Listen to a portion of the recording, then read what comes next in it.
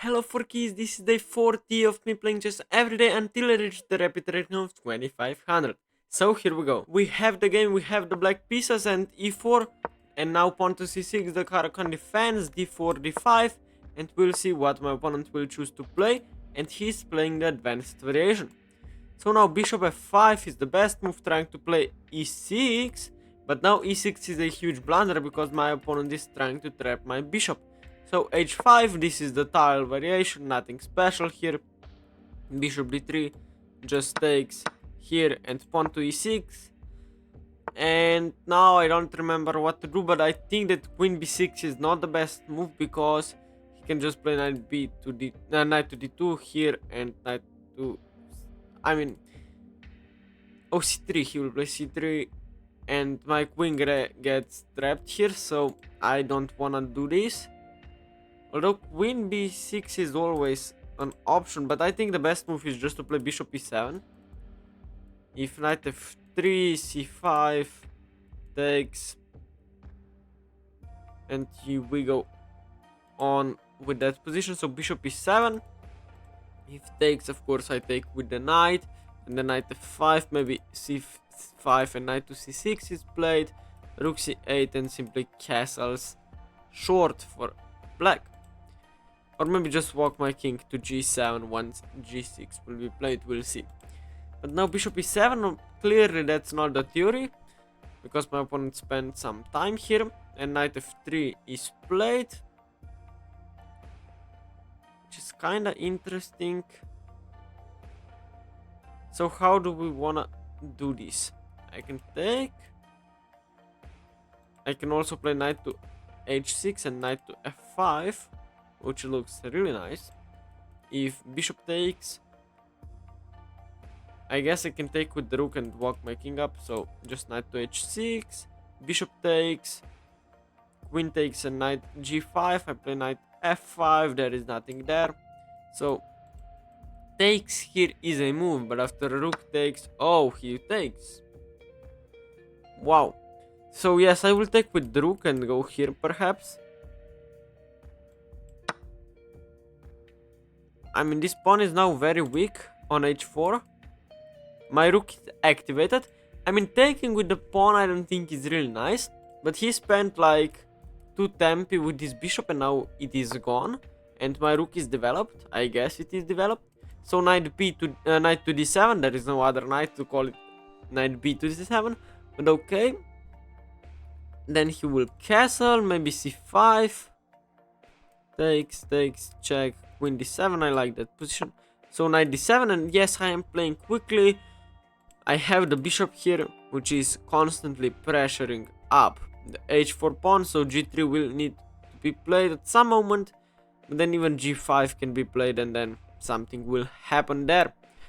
So maybe queen to c7 next move after castles. Queen c7 is probably the best.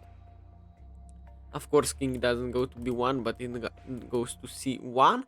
And castling and c5 takes and rook c8. My king is kinda safe in the center of the board here, and I don't hate my position whatsoever. This pawn will become weak. c3 cannot be played. I mean, you can take back with the knight, but then this king is on a semi-open, or for me, open c-file to attack. You cannot castle short because it simply loses a pawn on h4. I have my ideas to play c5, queen c7, rook c8 and checkmate your king. Although I will probably castle long, that doesn't mean there is no potential attack going on. And he suddenly plays pawn to c4, which I don't think it's a very good move. First of all, I can still play c5 myself. First of all, I can always take, I mean, second of all, I can take if knight takes, knight b6 takes. This pawn is weak, this pawn is weak, I have the open a file. And c5 is my threat then. Not really a threat, but perhaps. c4, also I don't know where your king is going. Maybe I can play knight to b6 and after c5 not that great of a position, I would say. Takes, knight takes, knight b6, knight takes, and I can even take with the queen. Yes, that's my plan. So takes, if queen takes, I mean knight b6 and knight d5. That's my idea, original. And now knight d6 is threatened, so knight to b6, of course. If knight d6, I just take. If takes, I take with the queen, rook d8, and c. Oh, maybe even castles and c5, but okay, we'll see.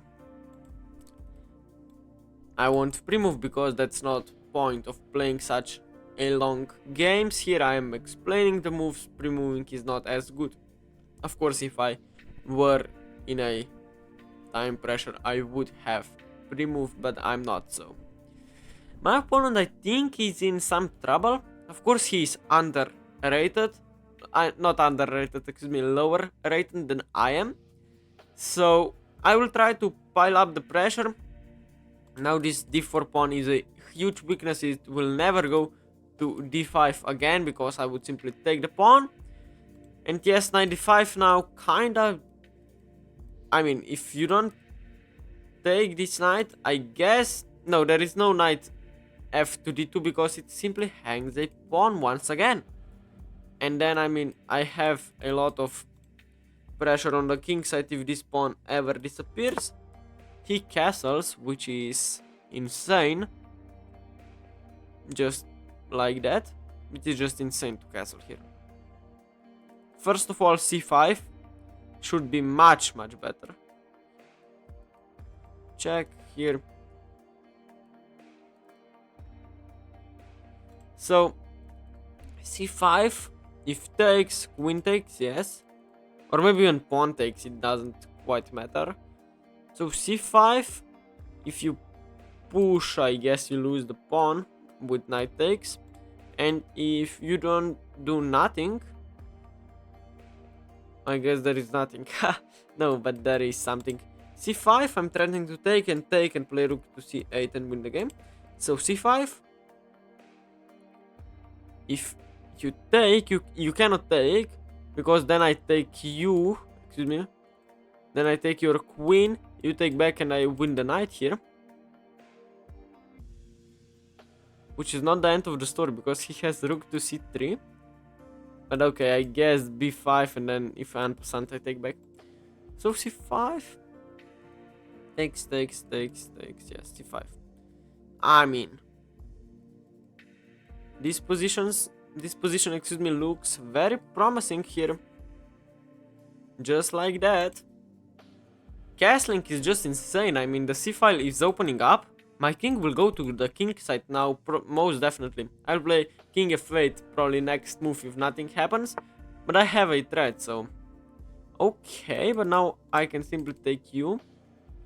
Oh, rook takes now a move. Okay, I guess. Knight here, what is happening there? b7 is falling. I can take you, take here, and then take here. Here, rook takes. Queen b6. Queen b6, yes. Wait.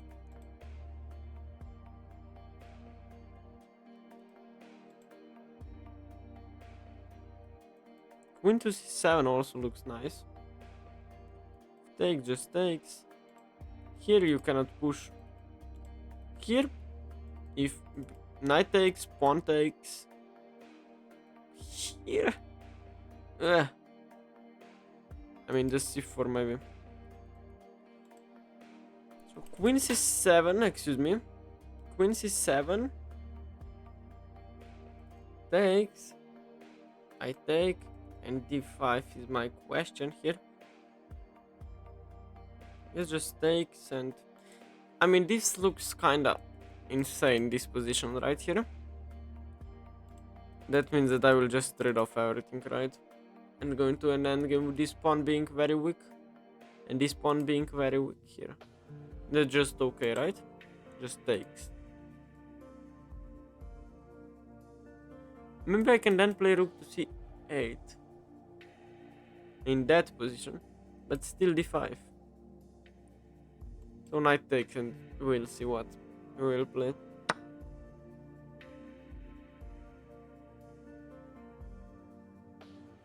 Okay, queen takes on c4. Rook c8, d5. I don't like that. So just takes. If knight takes, he loses, so. Queen takes, I don't think is particularly good. Rook takes is the best. And after rook takes, queen c8 maybe.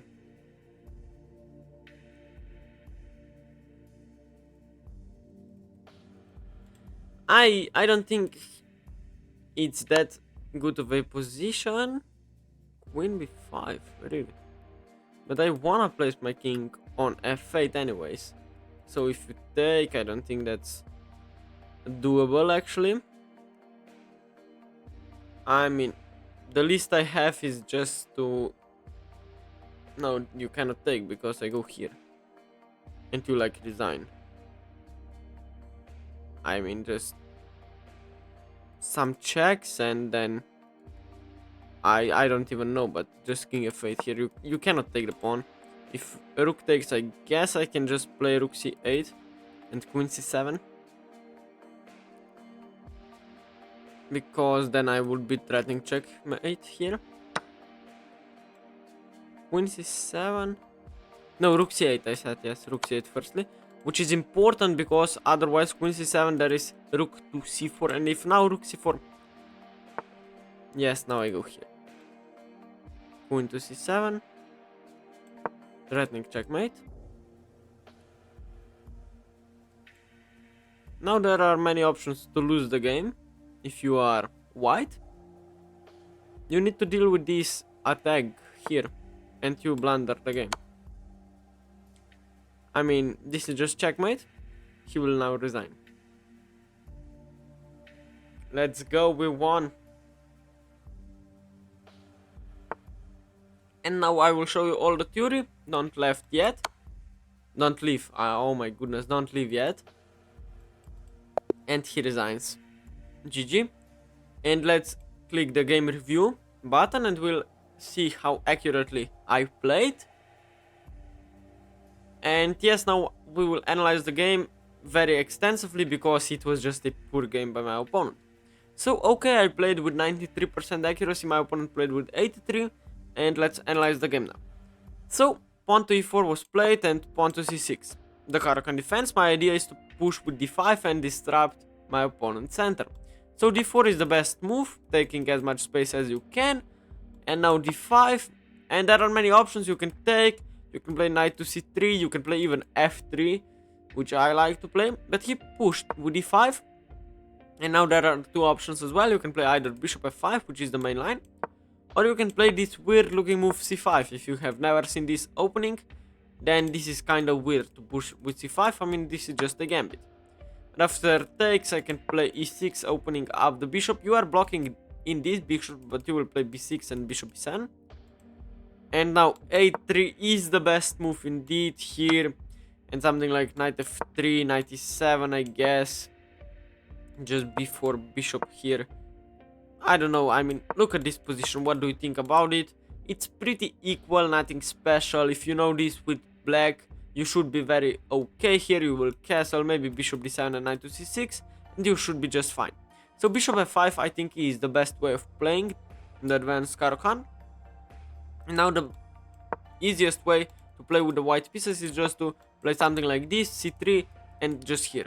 I mean, now c5, let's say c3, knight to c6, and let's say bishop e3 perhaps, takes, knight e7, and now maybe knight c3, or just castles, and this is the easiest setup for white.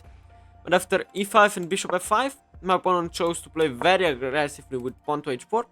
And now if I continue in a Caro-Kann way, with e6, I'm just losing after g4, here h5, bishop to e4 and f3, you see that this bishop is trapped. You can try to play check, but after bishop d2 you just lose. I mean, there is a point to this check. If you play c3, then you just take the pawn here, take the knight here, excuse me, and you have better position than if you were to just play bishop g6, but of course bishop d2 just wins the game for white. So after h4, you need to play h5, and now there are many options. You can play either c4, bishop c3, maybe even knight f3 is a line in some positions. So yes, my opponent played bishop d3. I know that you need to take here and play e6, and I don't know anything else. Bishop g5 is something I have seen before, and now queen b6 is indeed the best move. Knight d2 takes, no takes, you play c5 here, and c4, and now you take. I remember analyzing this position. Now rook d1, something like, where should we go here? Knight to c6 was played before, knight e2, and knight b4. Wow. Queen f3 then is a move, and knight to c2, and you play king f1, and you lose all your pawns, and you are fine with queen b3. I remember that your idea, if you play something like rook to b8, is checkmate on b5. It's checkmate. That's your idea with white pieces. But okay, I played after bishop g5, I played bishop e7, which is still a theory move. After knight f3, of course, the bishop was attacked. Here you need to defend the bishop. I played the move knight to h6, which is still theory. Wow, that's first move of the game by myself. And after bishop takes, which is the best move indeed, rook takes is the best. Knight b to d2 was played. And now c5 is suddenly the best move. Logical, I played knight to d7, which perhaps this knight belonged on c6 after c5 and knight to here. c3 maybe, and now knight to c6 is just fine. Okay, I started with knight d7 preparing the move c5 and having some extra pressure on this e5 pawn as well. He played c4, which is kind of weird, and after d takes on c4, which was the best move, he took with the knight. Now knight b6 was very good move as well. And he played the move castles, which is a mistake. Queen d5, suddenly opening up some lines. Oh my goodness, and b3 will be the only move after queen d5 and b3.